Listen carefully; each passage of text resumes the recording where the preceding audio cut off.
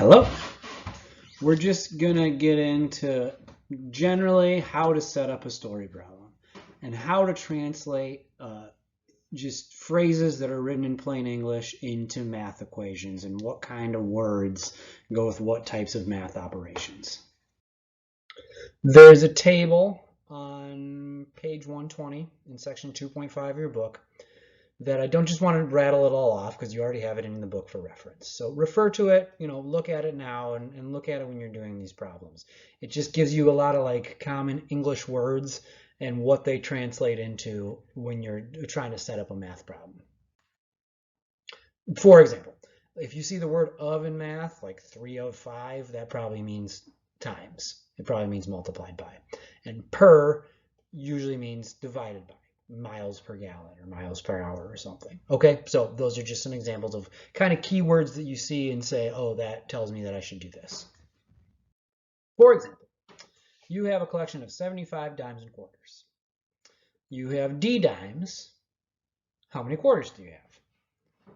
So this isn't really so much an equation. You're just finding me an expression for it because you don't know how many dimes you have. So we're just saying you have D. So we want to know how many quarters we have, like in terms of D. You can't just say Q. We want it to be in terms of D. So the key here is that there's 75 total, and they're just dimes and quarters. So if there's 75 total, and D of those 75 are dimes, then you're going to have 75 minus D quarters. A good way to do this is just imagine if D were a number. Imagine if D were 30. You can pretty easily say, okay, if D were 30, then I'd have 45 quarters. And you think, okay, what did I just do? I did 70 minus 30 to get that. So regardless of what D is, we now have an expression for how many quarters you have in terms of D. So it involves subtracting. And nothing in the problem said anything about subtracting, right? You just have to say, okay, we're taking D away from 75, and taking away from means subtract. Another one like that, just expressing things in terms of other things. So we have a platform, like a rectangle, and the width is 2 feet less than 3 times the length. So express that in terms of the length L. Find a math way to write 2 feet less than 3 times. So if you think about it, it's pretty easy. Let's call the length L, because we usually do. So we want it to be 2 less than 3 times that. So 3 times the length is simply 3L, literally times. And 2 less than that is just 3L minus 2. So 2 feet less than 3 times means 3L minus 2. So that's the width. And like you see what I'm saying in terms of the length. Whatever L is, this would tell us what W would have to be.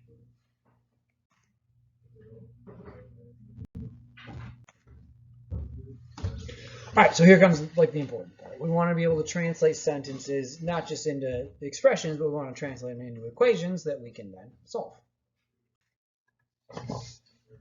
Again, it's best just to see examples. There's some theory behind this, but it's just the more you do it, the better you get at it. 3 times the sum of n and 2 is 15. So this is just a pure word math problem. This isn't applied to any real thing. So just think about how to write that down. So the sum of n and 2 literally just means n plus 2.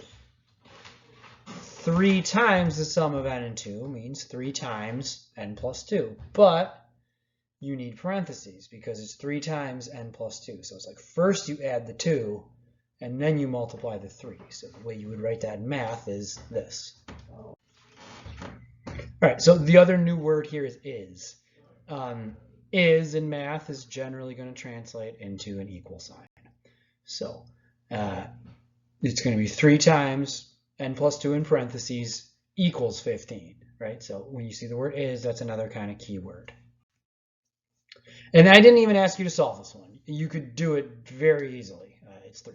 But all I asked you was to translate it into an equation for me. Once in the future, we'll probably want to solve it too. Okay, so it's 3 times n plus 2 equals 15. So look at that and look at the sentence 3 times the sum of n and 2 is 15, and just agree with me that those mean the same thing. All right, so again, your book has a pretty detailed step-by-step process that it breaks down on different types of equations, like how you classify them, and the steps to solving a problem with a mathematical model. And really what we mean by a mathematical model. A model just means like using a thing to represent another thing. So like a map is a model. A math model means specifically using numbers to represent something in the real world, right? It's like that's what math is. So I don't break it down the way your book does, even though it's like a perfectly cool breakdown. I just find it's better just to dive in and do problems, and then you'll see that you're kind of doing the same steps every time, and then we'll just talk about the steps as we go. Example. You and a friend split a $15 pizza. More pizza. You eat 2/3 as much as your friend. So you decide to split it, but you're going to split it fairly, and you're going to pay 2/3 as much as them. Okay? So to make it fair, how much should you each pay? Okay, so the first thing is just kind of identify what you're being asked. You're being asked what you paid and what your friend paid. So you're just going to figure out one of those two things, and then the other thing will like follow from that. So you go ahead and just name a variable. That's what we're trying to find, the split price, right? How much we paid and how much our friend paid. It's easier in this problem, so go back and read it. You ate 2/3 as much as what your friend ate. So in this case, if the price your friend pays equals X, you're going to pay 2/3 of X, or 2/3 times X, right? Your friend pays X, you pay 2/3 of that. And you know that 2/3 of X means 2/3 times X. So what does that mean? It means X plus whatever 2/3 of X is equals the total, which is 15. All right, so it's like identify what you're being asked, name what you're being asked, and now take that, what I just said, and write it down as a math problem.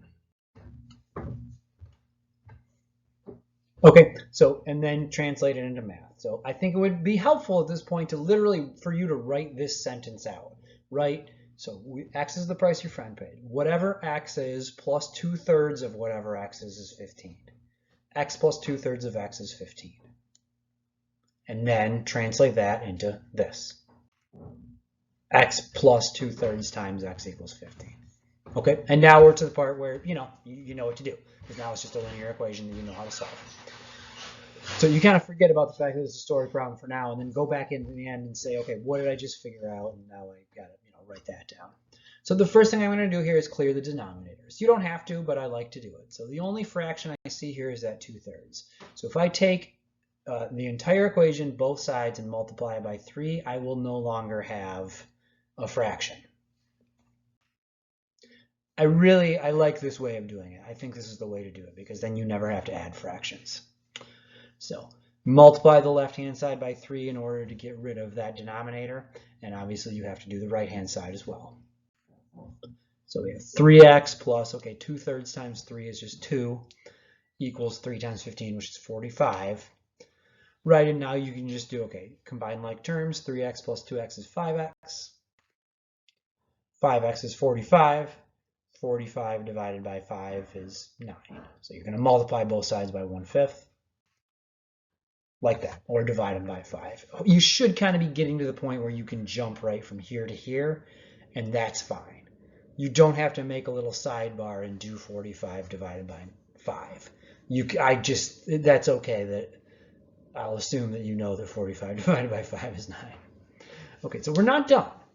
And this is where we have to, another big part of this is just reading the problem carefully. In other words, just read what you're being asked. It stinks to lose points because you just didn't quite do everything that you were asked to do, even though you did the math right. So what was X in the first place? X was the price your friend paid. So there's two different ways to do this next part. So your friend pays $9. And now the other part we were asked is, what did we pay? So I think the easy way to do this would be you can kind of forget the 2/3 thing and say, okay, if your friend paid $9 and it's a $15 pizza, you paid $6. How did you do that? You just did 15 minus 9 is 6, right? You can do that in your head. That's pretty easy. And that's right, and that's fine. The other way to do it would just be to say, okay, you paid the thing we were told in the first place. You paid 2/3 as much as that. So you paid whatever 2/3 of 9 is. 2/3 of a 9 is 2 times 3, which is 6. So I'm not going to make you do it one way or the other. I just want to see how you did it. In other words, I know you can do 15 minus 9 in your head, but when it's something like this, just write that down. Write down 15 minus 9 is 6, and they'll say, okay, that's how they did it. Great, that's fine. Moving on.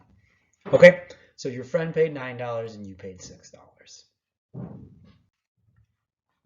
Sometimes I will say I want a complete sentence. It's communicating your ideas and your results is important in math and life. So when I say a complete sentence, I'm going to be grading on like syntax and it not being a total mess. So there's a lot of different ways you could say it. I paid $6 and my friend paid $9. That's fine.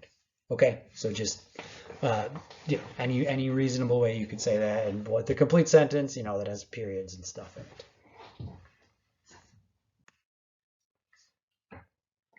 Here's one that's a little trickier. That's going to require a little bit of setup, but you'll see once we set these up, it's nothing we haven't done before. So the sum of 3 consecutive even integers is 174. Find the integers. So first you have to know what an integer is. An integer is a whole number, like not a fraction. So now we have to think about what I even mean by consecutive even. You know what an even number is, 2, 4, 6, 8, 10. So if you think about consecutive even integers, it's good to think of some examples. So like 2, 4, 6 would be consecutive even integers. Okay, so consecutive means in a row, you know that. So like 12, 14, 16 would be consecutive even integers, or 108, 110, 112. Those have no meaning, they're just ones I made up. But it's helpful to look at, like, just make up an example of 3 consecutive even integers, because now we have to write that kind of thing like in terms of x, or in terms of a variable, like an integer plus the next even integer plus the next even integer.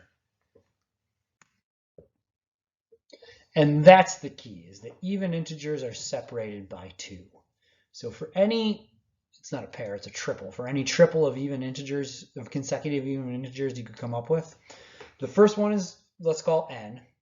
We like to use n for integers for some reason, so not x, although it wouldn't be wrong to use x. So if the first one is n, then the next one is 2 up from that, so n plus 2. And then the third one is 2 up from that, so n plus 2, or n plus 4. Right? So agree that any 3 consecutive even integers you could come up with have that form. It's n, n plus 2, and n plus 4. So it's like we're finding a generic descriptor for 3 consecutive even integers. See, we're translating those words, 3 consecutive even integers, into math. N, n plus 2, and n plus 4. So what do we know now? We know that when you add those 3 things together, you get 174. So that's our equation. N plus 2 plus n plus 4 is 174.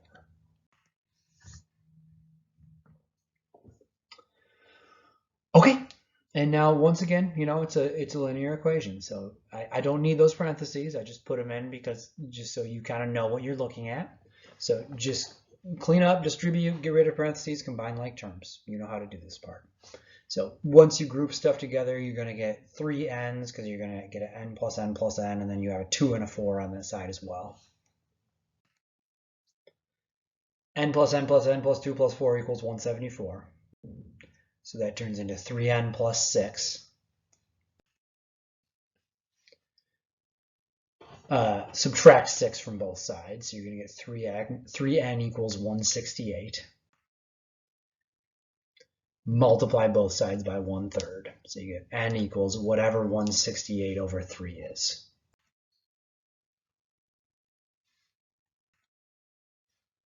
Turns out it's 56. Okay, but then don't stop here, because you were asked for to find the integers, so to find all three of them. And this is going to depend on the way you set it up. You set it up so that n is the first one. So the next one is going to be 58, and the one after that is going to be 60. And now it's very easy for you to verify that 56 plus 58 plus 60 is 174. Right, so that's how you would write that. It's as simple as that. The integers are 56, 58, and 60. So that's what I mean. It sucks to lose points because you just got here and then didn't give me everything that the problem was asking. And it's very easy to do that, but it's also, you know, very easy to not do that. So don't do that. All right, and finally, let's do a money one. Total of $10,000 is to be invested in stocks and bonds. For whatever reason, your accountant says you should invest $3,000 more in stocks than you do in bonds. How much should you invest in each? This is maybe a lot of money for a college student to be investing, but you know, just roll with me. Okay. So we have to translate this sentence. We're going to do 3,000 more in stocks than we have in bonds. So we have to declare a variable, and we have options here, and people generally don't like options in math, but that's okay. We could say our variable that we're solving for is the amount we invest in stocks or the amount we invest in bonds. I went with let S be the amount you invest in stocks. So I went with S because it's the first letter in stocks. Okay, so we have to translate some stuff. We want S is an amount, and we want that amount to be 3,000 more than the amount we invest in the other thing. So that means bonds, whatever the other thing is, you could call it B or just bear with me. The other amount has to be 3,000 less than that. Okay, so the other amount is S minus 3,000. And now we have to use the only other piece of information we're given. So generally, we're not going to have any extraneous information. You have to use what's there. So now we know that S plus the other amount, S minus 3,000, is 10 large. Okay, so the sum of the two has to be 10,000. So that's our equation. S plus S minus 3,000 is 10,000. Right, and then so you see, like the actual solving here isn't hard. It certainly isn't anything we haven't done. So we have let's see, S plus S minus 3,000 equals 10,000. So 2S minus 3,000 equals 10,000. Notice I did two things in one move there, and that's fine. I combined the like terms. S plus S is 2S, and then I added the 3,000 to both sides. 10,000 plus 3,000 is 13,000. Now all I have to do is multiply both sides by 1/2, and I have S. Half of 13,000 is 6,500. And again, be sure you're answering the full question. It says, how much should you invest in each? That's the key word. So we're not done, and it's easy to get the other amount. So again, a couple different ways to look at it. You could say, okay, if I invest 6,500 in stocks, then I have to invest 3,000 less than that, or just 3,500 in bonds. Or you could do 10,000 minus 6,500, right? And that gives you what's left over. I think this way is easier. So 3,500 in bonds. So finally, just wrap it all up at the end and summarize it. Like that. Literally write down invest 6,500 in stocks and 3,500 in bonds, right? That's not even that great of a complete sentence, but it is one. Okay, that's all for today. Thank you.